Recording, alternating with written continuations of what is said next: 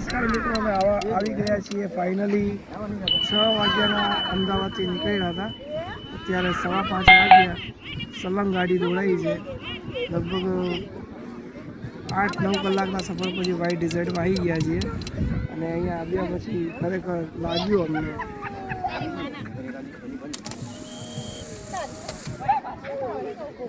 અહીંયા આવ્યા પછી ખરેખર લાગ્યું કે ના, નજારો ખરેખર જોવાલાયક છે.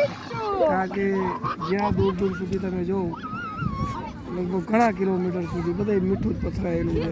આ તમે જોવો, આ મીઠું મીઠું ને મીઠું, મીઠા સિવાય તમને બીજું કંઈ જોવા ના મળે. તમે અહીંયા દેખો તો લગભગ 2-2.5 ઇંચ બધી જમીન તમને જોવા મળે, બાકી તો મીઠું જ છે.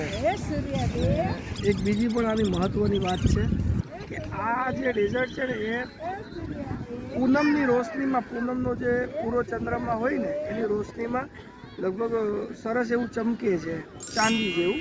જેમ કે બચ્ચન સાહેબનું કેવું છે, વાત સત્ય છે. ખરેખર અહીંયાનો નજારો રાતનો એવો જ હોય છે. બીજી વાત એ છે કે જે મેન અહીંયા કણે છે ને મીઠું, અત્યારે આપણે જે રણ જોઈ રહ્યા છીએ ને, પણ ચોમાસામાં જ્યારે વરસાદ હોય છે ત્યારે આખો દરિયો ભરી જાય છે અને ચોમાસા પછી જ્યારે પાણી ઉતરે છે ત્યારે પાછું આ સફેદ રણ થઈ જાય છે.